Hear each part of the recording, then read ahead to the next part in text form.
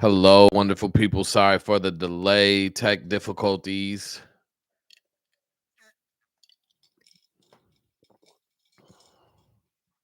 I'm gonna let people get over here.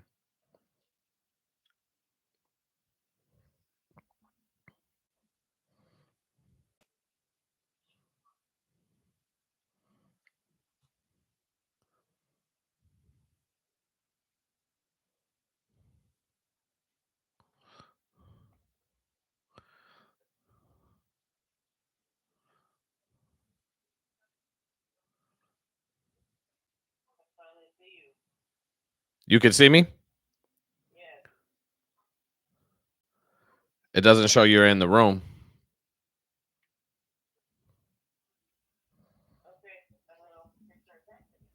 Can you join the live? That's all. There we go. You there? Okay, I'm gonna get off the phone and see if you and then send me a text if it's working for you. Hey, there it is. I can see you in the chat. Perfect. All right. I'm gonna get off the phone. All right, here we go, y'all. We figured it out. We done figured it out. So this is the antidote. Sorry for them tech difficulties. If you're coming over, you're finding your way, you ain't missing too much, and we can always go back. Make sure you drop a what's up in the chat. Um, the antidote is my reaction to the state of the world. I think the world, as I'm sure if you're watching this, you probably agree with, is struggling a little bit, is a little bit sick, and we need something uh to get us right. And so that's what this is. I'm gonna do a full sort of intro in a second. Let some people, I just got a couple texts. So we'll let people get on here. Thank you for being here. Thank you for hanging in there with the tech difficulties. Again, I'm Ryan Verdon, founder and director of Lear Cultural Coaching. We're an organization that focuses on understanding ourselves so that we can be in right relationship and be in solid community with one another. This is the antidote. This is a weekly show where we analyze the most pressing events happening in our world on a weekly basis. And we do this not just to tell you what's going on, but we dive deep and we look for how do we respond in a way that is going to foster justice, that's going to facilitate some healing, and ideally set up situations and cultures of restoration, because humans are going to harm one another. We're going to hurt each other, but we don't got to oppress one another. And so we want to encourage restoration. We want to encourage our country to take the first steps towards restoration, because you can't repair to something that was unjust. We're not trying to make America great again, because we understand for so many people America was never great the first time. And so let's dive in. Let's dive in right now.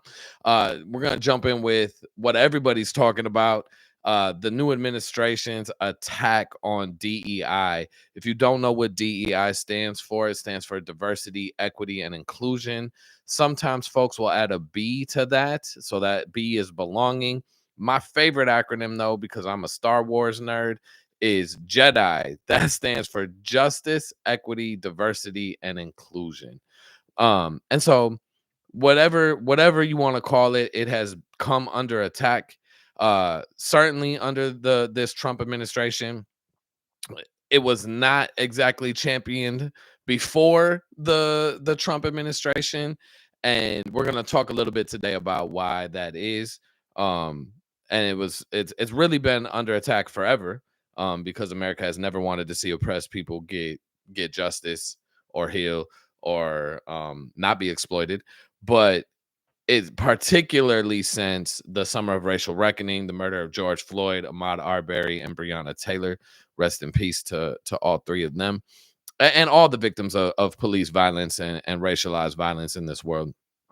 So if you're joining us, go ahead and drop questions in the chat throughout this program. Thank you for being here. We're gonna jump in. So Donald Trump came into office promising to undercut DEI, to defund it. It's funny they don't have no problems with that defund, but he promised this. It shouldn't have come as a surprise. Um, and he issued among his wave of executive orders were the theme that tied them all together was anti woke, anti DEI. And I want to talk about this idea of woke, right? He says the woke agenda. I want to be clear. I don't think people really know what that means because it's got such a negative rap in our public discourse now. But woke comes from black folks saying, "Hey, you gotta telling other black folks, you gotta be awake. You gotta realize what's going on. There's people out here trying to get you. These systems are out here trying to get you. And so stay woke." Super. So the fact that we see this being flattened and used, particularly as a pejorative, is really just uh, not a good look at all. And Trump and people who are using it as a pejorative don't make any distinction between being woke, between what they call DEI. Prior to DEI, it was CRT, critical race theory. And prior to that, it was just the N word. They just tell you how it feels, right? And now that's somewhat still socially unacceptable. Although I've seen that there's a resurgence of that going on. White folks are feeling really emboldened out here right now. Uh, so all of these things are coming under attack. And the first thing we're going to dive deep on is really thinking about why is that, right? So one, there's the really obvious. Trump and white people, particularly white men, are threatened by progress. Carol Anderson wrote about this in her work White Rage. It's the expected response to what is deemed racial progress or what might be understood as racial progress. Um, and so that doesn't surprise us. That shouldn't surprise us.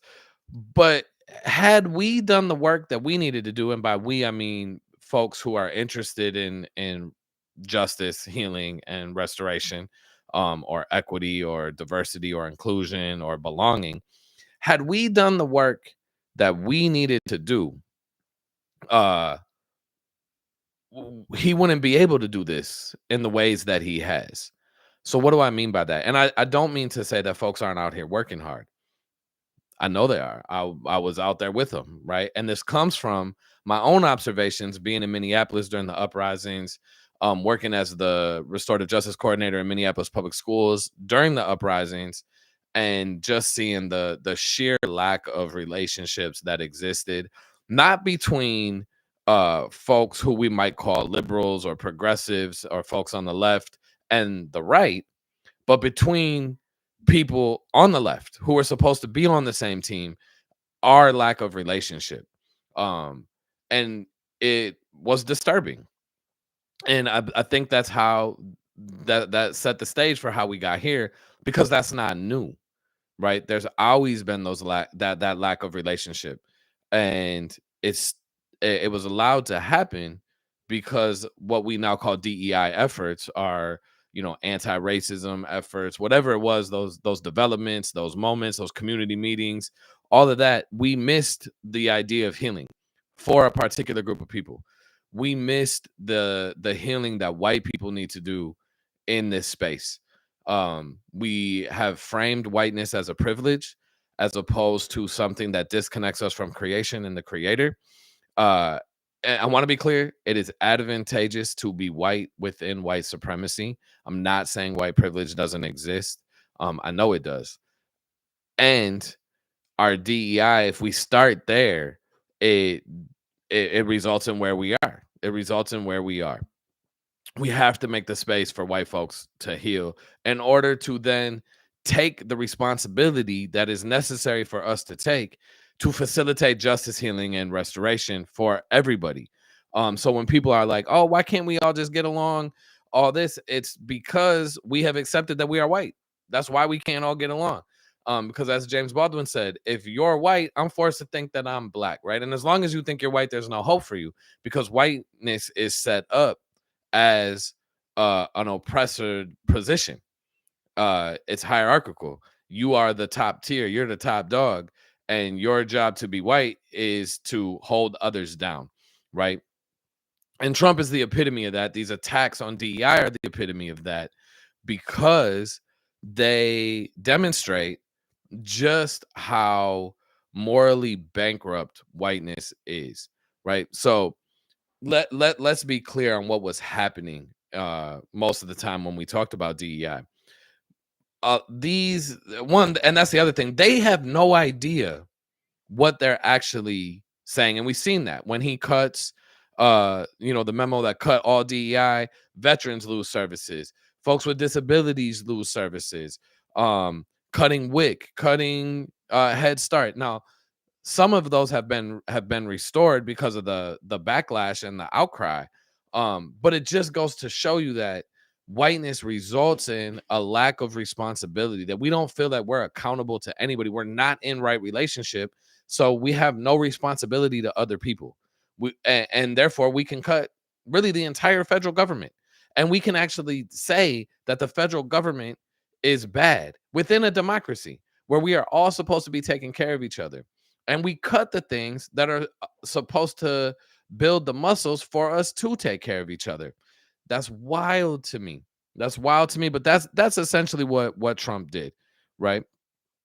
Um and so this attack on wokeness and DEI is meant to keep us thinking about ourselves, thinking about what we can get out of the situation. And it should disturb us. It should absolutely disturb us.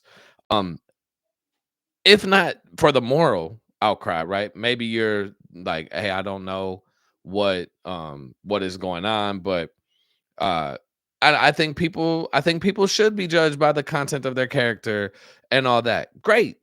That is not what the attack on DEI uh is facilitating, right? One, because nobody who does DEI is saying that you shouldn't judge people by the content of their character, right? They're acknowledging that our system was made by white folks for white folks, and therefore props up white folks, men, cis people, people with a little bit of material resources, able-bodied people. You get the idea, right? Um, and so DEI was attempting to redress the harms of the past, right? But because we haven't healed individually, we couldn't heal systemically. I'm gonna come back to that later today, in this show. Um, and so what we're seeing is Harvard's admissions rate for Black folks tumbling. Of course it is, because they're not being forced to consider qualified candidates other places. We see an literal uh attacks on and energy and time and resources being spent debating whether or not DEI is responsible for wildfires in California and in Los Angeles. And peace to everybody out there. I hope you're doing well. I know the nation's attention has shifted, but y'all aren't good. I know that, and I hope that you're continuing to get what you need.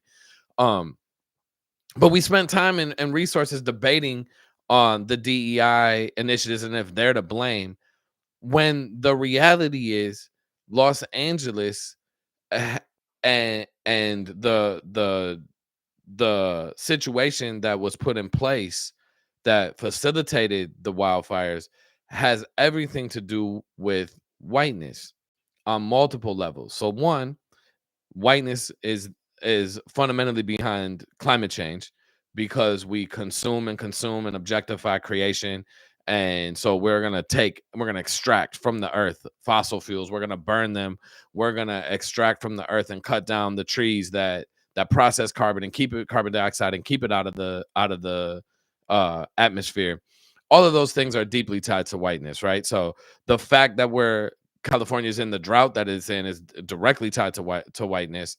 More than that, and this is what whiteness does, is it makes white men particularly feel like just because they have an opinion or we have an idea, that it must be what's real, right? So Trump and lots of people were actually pointed to the LA Fire Department's equity initiative as a reason why. that these fires happened, or that they got so bad, right? Nowhere in their calculus did they deal with or address the fact that the Los Angeles Fire Department was the subject of lawsuits and had been legally mandated to diversify because they said that the white men were overrepresented, that they had a problem. And so they were actually there. Uh they were actually trying to mitigate the problem. Here's the thing about this, and this is where I want you to realize, is that when when we say things like that, when we say this is DEI and it's a problem, we are assuming the inherent nature of whiteness, right? And if you're watching this, maybe that's redundant to you. Maybe that's not what you need to, you know that. That's not new. But some folks watching this might not know that. So that's a moment to pause and reflect, right? But here's the step that we don't take, and how our DEI got so vulnerable is we don't understand that as a a demonstration of needs to support white people to understand the world better, right? We don't understand that as a call for help, a call to connect with other people, to get better, right? We see that as white people being egotistical, being, thinking they're the best, which is also true. Don't get me wrong, that's true. Um, but it still leaves in place the systems with which we operate under, right? Um, and so we haven't figured that part out. We haven't figured that part out. Um, and obviously the biggest, most recent example is the tragic airplane crash in DC over the Potomac, where a commercial plane and Black Hawk helicopter collided, and 60 plus people died, lost their lives in that. And today, well, one, instead of expressing sympathy right away and saying it's a tragedy, Trump gets on social media and goes after the FAA, right? And like the tower, I think is what he called it. How come they didn't do this? How come they didn't do that? Should have been prevented. Cool. Should have been prevented. Absolutely. And then today at a news conference, he blamed the DEI. And when he was asked, how do you know it was DEI? He said, common sense. I can see.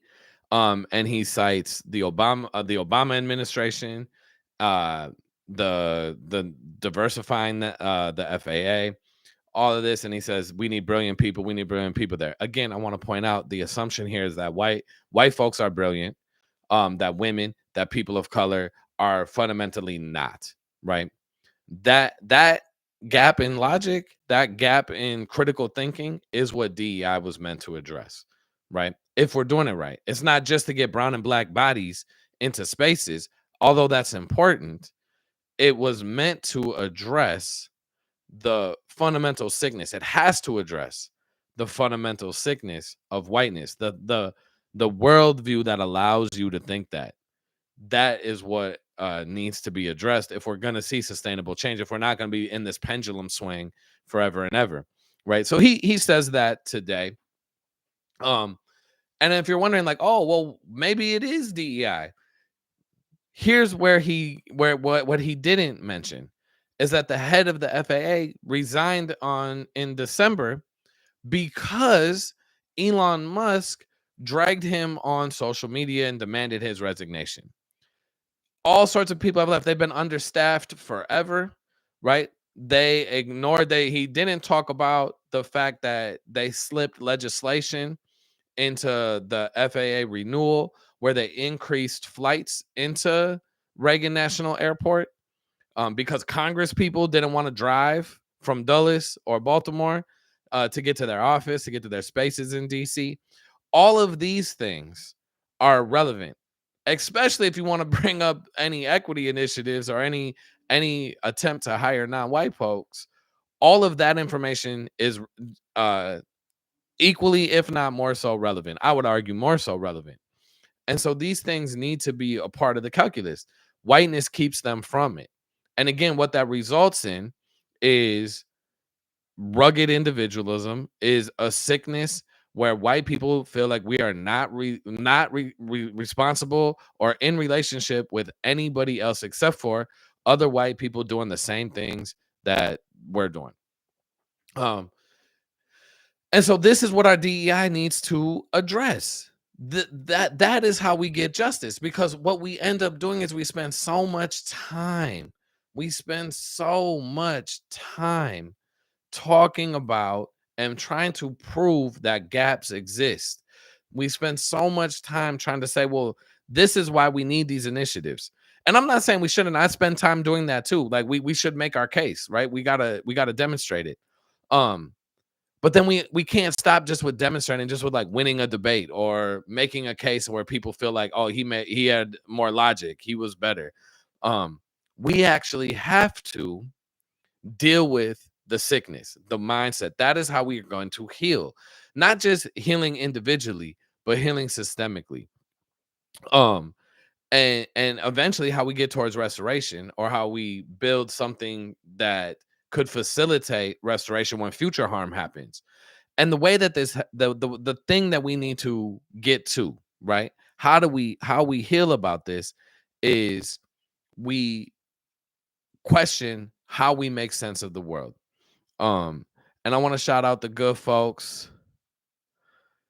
Nah, not 8 Central. I wonder if people are gonna be joining them. You might have to come through. Or catch the replay. Appreciate you being here though.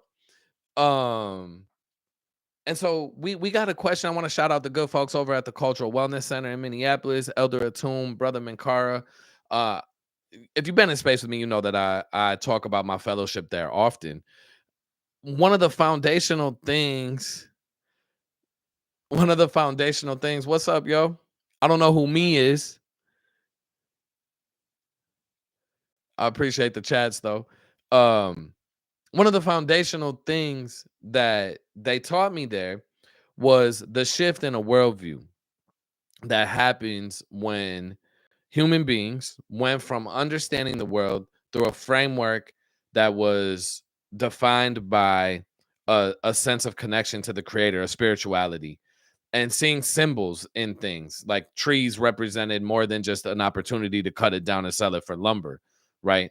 Wells and rivers, bodies of water were important. Um, we would tell stories about it, mythos. That's how we made sense. That's how we communicated important, fundamental life lessons, human lessons from our elders. Oh, what up, Anthony? Um, and then our goal from that system was harmonium. Uh, and at some point it shifted. And actually, that point is the Enlightenment and the scientific revolution, right?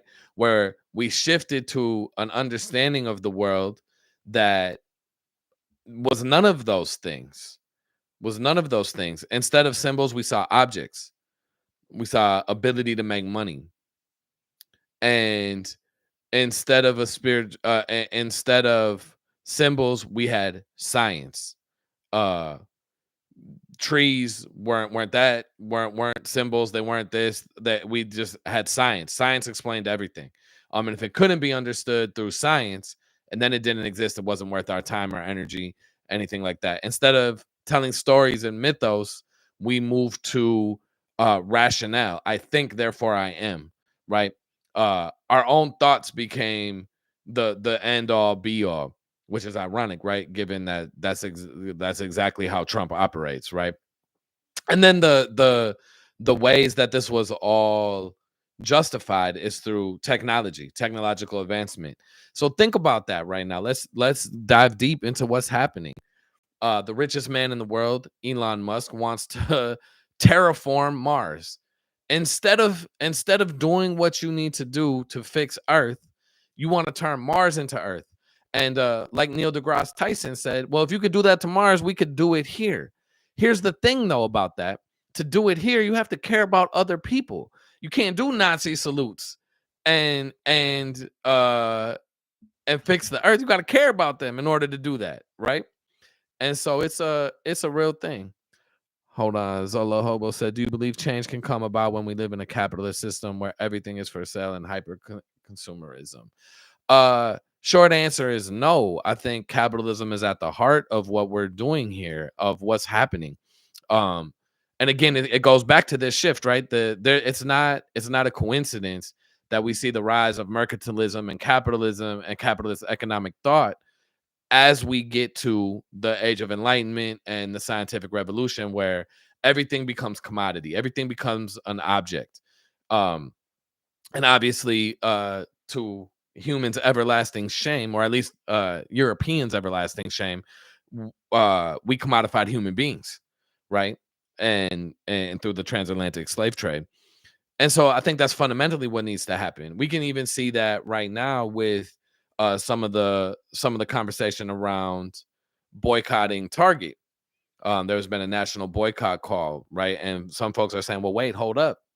We got to support the black folks that are in there." And I think I'm not trying to take away nobody's bag, but also boycotts are boycotts. And there's a reason that's happening. And so there's some hard conversations about class and about capitalism that we definitely need to have, for sure. And I think that shift in the system of thought and how we make sense of it is is important. I think some folks did think this was 8 Central. They forgot I moved to the A. This is Eastern. If you're joining us, go ahead and jump in the chat, take your questions, let us know, let me know where you're at. Thank you for being here. If you haven't already, hit that subscribe, hit that like button. If you like this, that helps a ton. That helps a ton. Really, really appreciate it. Um, yeah, and so this idea, right? So we're justice is telling the truth. So we have to tell the truth about what's going on. Back to this attack on DEI. If you're wondering, is it just about, all this like amorphous, we're gonna end these programs because we don't think we need them? I want to also point out he ended the DOJ prosecuting civil rights abuses. He's ending the constitutional birthright citizenship.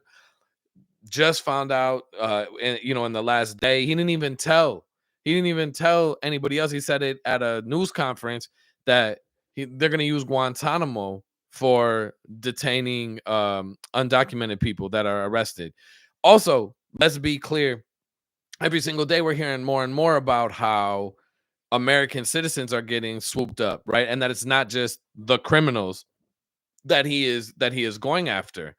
uh it is it's everybody, any brown person, anybody who doesn't fit his mold of who's worthy, right? And the reality is, this is what whiteness does to you, because even his own family is like, nah, that dude is no good, right? His niece has been telling us and warning us about him for a minute. And we didn't even need that, though. If we're really telling the truth, he told us who he was when he took out a full page ad to and called for the death penalty against the Central Park five young men that have been exonerated. Uh and he still hasn't acknowledged that, right? So we can't get to justice until we tell the truth.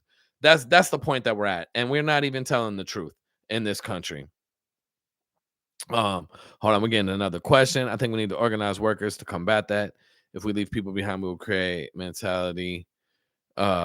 When will we continue to push the Overton window? But whiteness was my dude. I'm not sure what the whiteness was like that, but yeah, I think organizing workers have always been a site for struggle. It's super important to organize workers. It's super important to organize everybody. It's important that we um develop an ideology, develop a worldview where we care about one another, right? So that gets us to this restoration piece. Um, what would it look like for for us to say we care about one another, right? Um, what would that look like? And now again, I get it's kind of a misnomer to talk about restoration in the context of the American political system or the American systems at all, because they've never been in right relationship. And so, really, we got to talk about building something new. We got to talk about something where, for the first time, for the first time, the American political system has been in right relationship with all of its citizens. And in order to do that, we're gonna have to deal with whiteness because of that shift, right? That shift is also present in and articulated not in the words that I did, but you can see it in Charles Mill's work and the racial contract, where he said, and this is like the modern liberal thought, John Locke, right, in the social contract. It's the pillar of Western political thought. He says that only Europeans can enter into that social contract and could be human. That's how we squared that circle of all men are created equal, right? Obviously, one that couldn't be, but because of that foundational dehumanization that is built into Western political thought, if we don't name that and we don't deal with that, we will never get to a place where our systems are able to be in right relationship. Um, and I don't think that means. I hope it doesn't have to come with like a complete crumbling of our infrastructure, of our societal infrastructure. I think there are lots of people that want to take care of each other, right? Which is ironic within capitalism, where tragedy happens and you can be watching TV and be asked to donate money, but then you talk about, hey, maybe we should rearrange our budget, right? Maybe we should take some money from the Pentagon and stop investing in death and start investing in taking care of ourselves, and everybody's up in arms about that. The same people who will tell you we need to cut taxes and not fund our government will be the same ones propping up how wonderful the American people are because we take care of each other. That's that right there. That's the misalignment at the core of whiteness.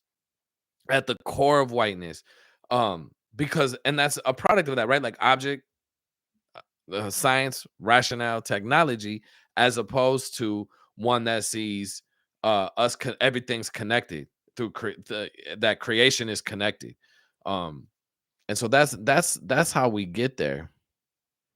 Who's a left leaning Republican?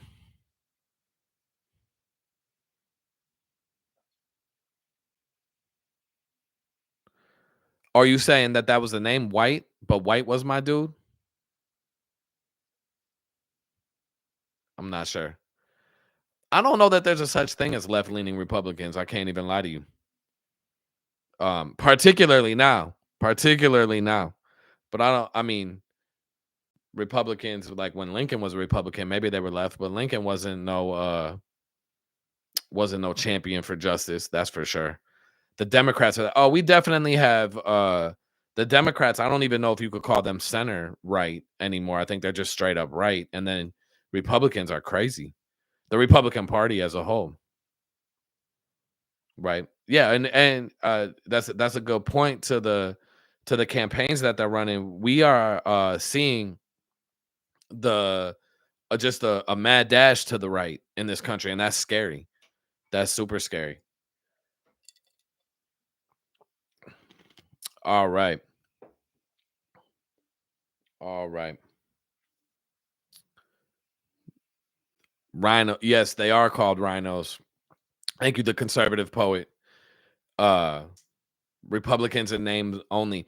I think there's something funny going on though, too, about this. Like, um, the Republican Party has a and the right has an interesting fracture going on too, right? There's the folks who are what we would might call establishment Republicans, the Bushes, the Cheneys, and then there's mega Republicans, and they overlap quite a bit, but they're not the same. They don't have the same worldview, right? And that's why you see Liz Cheney campaigning with Kamala Harris.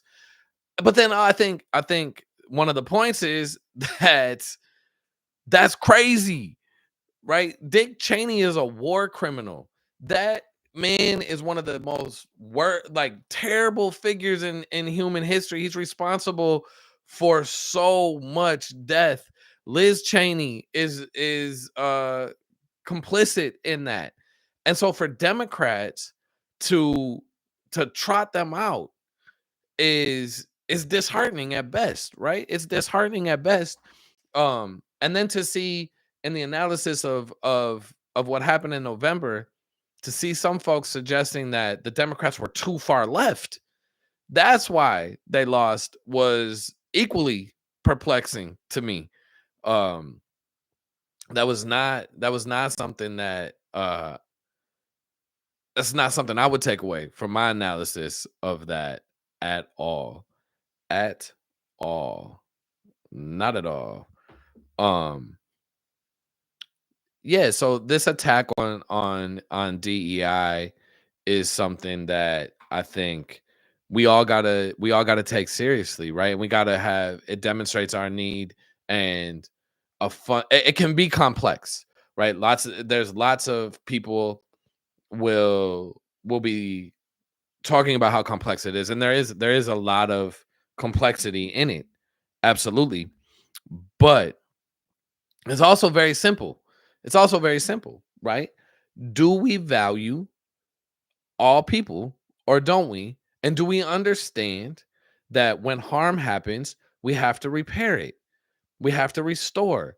And it's wild to me that that seems to bother even some folks on the left, where they feel like white folks are somehow that you're giving something up when you acknowledge that certain your ancestors had a leg up, that your people had a leg up, which is just objective fact. So again, justice requires truth telling. We gotta tell the truth, and that's where we're at in this country. We haven't told the truth yet. And we're obviously powerful people are trying to keep us from telling the truth. But once we tell the truth, then we can begin to heal, and we got to heal the wound of whiteness in white people. Otherwise the pendulum will continue to swing, right? Because uh race and racism is a white people problem. It's not a people of color problem. They experience the worst violence of it, but it is white people's responsibility to do something about it. I believe that firmly. I'm open. I would love to hear other comments on that, I suppose. People cannot handle the truth. I don't know about that, man. I don't know. I think lots of people can. I was just talking to a dear friend of mine, an elder. She might still be on here, Anika, uh, today, and I think it gets overwhelming to, or like it can feel overwhelming when you hear like half the country loves Trump and half the country doesn't, or the country is 50-50. And the reality that's not true, right? The reality is half the country didn't vote. And so that the half and half is really talking about half of a half, a quarter of the country. And so when you think about it like that, um, you realize that 75% of the people are like, yo, I'm not doing this with either one of these goofball parties. I'm not doing it. It's just not something that we're gonna participate in. Now there's a myriad of reasons why folks will say that, but it is that feels a little more hopeful. That feels like people do understand the truth. And they're not gonna play or they're making a decision not to participate in something that they don't feel is just, is um worthy of their time. Now, I got thoughts about that, but I think that makes me feel like, okay, we're good, or there's potential there.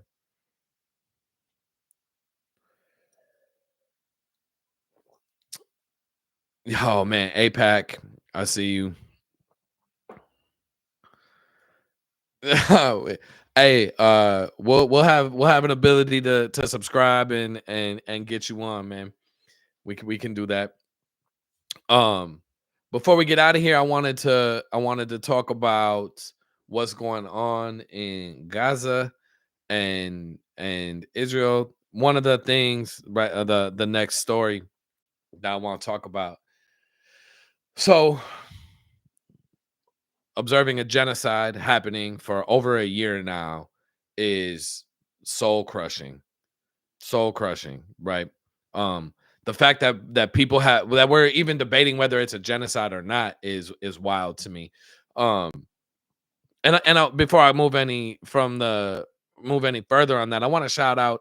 I learned my anti-Zionism from Jewish folks, from fierce Jewish folks who love humanity and love people. And when they said never again, they meant to anybody. They meant to anybody. Excuse me, I gotta. Okay. Um, and so I want to be clear about that. I think I haven't heard this debate as much now because Netanyahu and the Israeli government made it clear what the move is. The There's a huge difference between anti-Zionism and anti-Semitism. Anti-Semitism cannot, should not, and will not be tolerated. Full stop. Period. Anti-Zionism, political Zionism, must be stopped, right? And so I wanna talk about that before we get out of here. One, because again, it demonstrates the role of whiteness. I forget what day it was, but Donald Trump was asked about Gaza, and his response was about as white can get, right? So he said, one, he called Gaza interesting. Of all the things that you can say about Gaza, interesting is not one of them. Tragic, uh, soul crushing, uh, devastating, terrible. All of those things fit. Interesting is not one of them. And he was talking about Gaza because he was talking about what they could do with the land. And they, I firmly believe, is Israel and the United States and corporations, right? This is where capital, you need to have a little bit of class in here, right? Uh because this is about money. This is about who can objectify the Gaza Strip and who is going to make money off of the beautiful natural creation. uh and Trump laid that bare. He said, like, hey, we're gonna move people out. He wants Jordan and Egypt to take people so they can come in and clear the whole place out. And it is, beachfront property and all this. Now, I wanna talk about this because there's parking lot with great views. Yes, he did say that. Uh from the river to the sea. Um Indeed. It was it's soul crushing in that. And it's pathetic as much as it's predictable, right? This is what whiteness does. You see an opportunity to objectify creation, whether that's people or the planet, and you're going to take it to make money. Uh, you're going to justify it through Western political thought, which already is set up to tell you that those people aren't human, right? And so that is where we are at. And he's carrying this out. This man invited Netanyahu to the White House next week. I believe it's Tuesday next week. So I want to demonstrate this. This is the absurdity of whiteness and our society right now. Netanyahu. Actually, let me, before I go into this, I want to I want to talk about what whiteness is characterized as, right? Like, remember I said it is the lack of responsibility to other people. Therefore, you can't be in right relationship. Therefore, you can't be in community. You don't feel responsible to anybody else. You don't feel no sense of responsibility to no other human beings. You can't be in community with them. We all have a responsibility to each other, right? And so this dude, it it's demonstrating his lack of responsibility to anybody else at the highest level. At the highest level. And it's demonstrated by this invite to Netanyahu. Why is that? Because Netanyahu has a warrant for his arrest from the International Criminal Court. Now, just because Trump doesn't like that warrant, he's not going to enforce it. Again, this is demonstrating that he has no concern about the global community, no respect for the global community, and he has no intention of staying engaged or being accountable to the global community. It's a slap in the face everywhere. Now, what's ironic about that is the Republicans are supposed to be the law and order party. He ran as the law and order candidate, right? He's rounding up undocumented people because of the crime. And again, I'm a reference to Central Park 5, calls for law and order and the death penalty. Here, this genocidal maniac, Benjamin Netanyahu, he's going to invite him, who has a warrant for his arrest out. He's going to invite him to the White House. And we're supposed to just be like, oh yeah, that's a law and order president, right? Or we're supposed to think that that is somehow consistent with what's happened, values of and global community. It is insulting how flimsy and just blatant, how flimsy any idea that is okay, and how blatant the disrespect is, right? They are definitely saying the quiet parts out loud at this point, right? Uh Elon Musk Nazi salute. I'm not entertaining. I actually will. If there's somebody in your life, if you want to talk about what that is and Elon Musk and why he did that, I actually don't think he was trolling. Cenk from the Young Turks said he thought Elon was trolling. And some folks are like, well, he's not an actual Nazi. I actually don't think he's an actual Nazi either. I also don't think you have to be an actual Nazi to be a racist, right? I think he's a racist. And I think what happened is he was thanking people, his base, Trump's base, for putting them in office. And he knew that that was going to resonate. And that is how he could show appreciation for that group. And I think he holds those beliefs, right? I think he believes that white people are superior and that white people should rule the world. Or his people, maybe he's superior and people he knows should rule the world. But that's what that was. That's what that was. And if seeing it with your own eyes wasn't enough, the next day he went to speak at in Germany at their far right political party's conference, where he told them that they needed to get over their guilt of the past, get over the past, right? This is wildness. The conservative poet, who is Elon racist to? So I think who's he racist to is a good question. Um,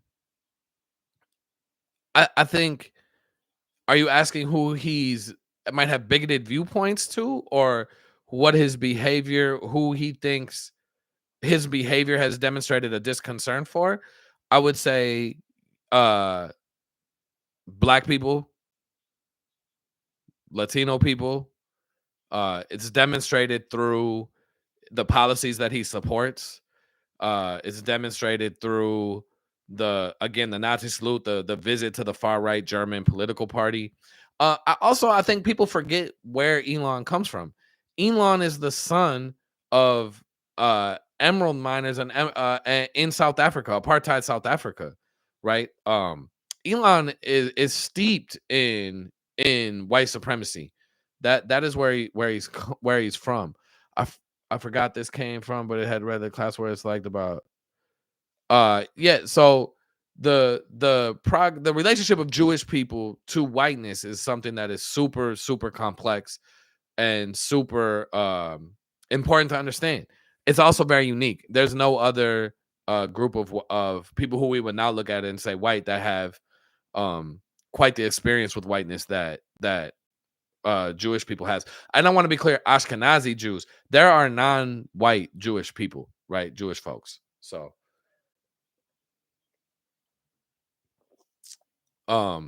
yeah. No, the conservative poet, that appreciate the question.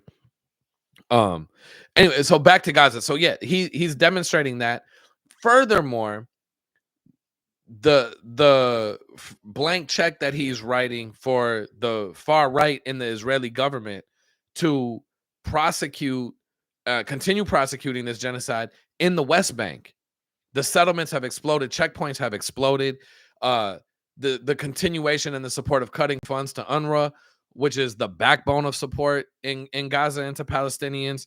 All of these things are demonstrations of the violence of whiteness made manifest, right? So how do we respond to this?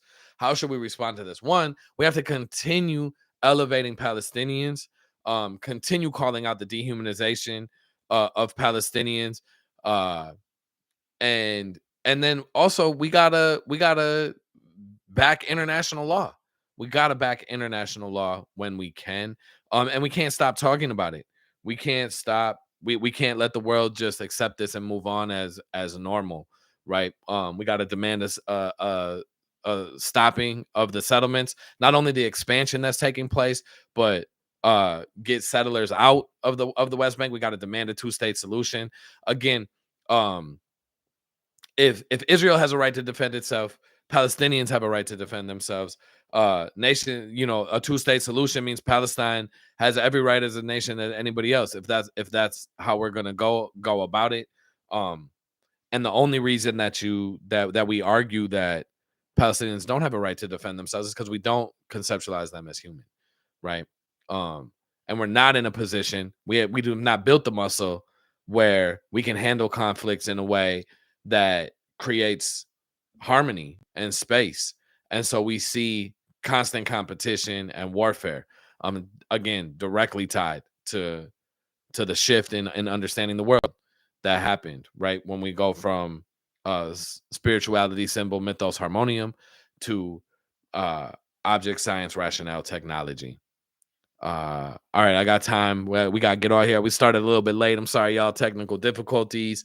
It's already 9:15. We're gonna take if some people jumped off, but if you got a question, come in. I'll take a couple more. How can we combat nowism, like according to Dr. Cornel West? Like I feel that I'm just truly suffering from. Oh, you mean nihilism? Nihilism is the idea that nothing's going to happen. I think we got to focus on the things that bring us joy. We got to focus on the things that bring us joy in our lives, the small moments. I think the resistance is beautiful. There's resistance happening. The classic, I think of the classic Talib Kweli joint, The Beautiful Struggle.